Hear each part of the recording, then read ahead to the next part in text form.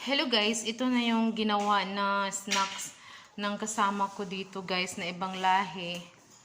Nagluto siya ng ano guys, gumawa siya ng orange na cake. Yan. Orange flavor siya guys. Tapos ito guys, yung gemat.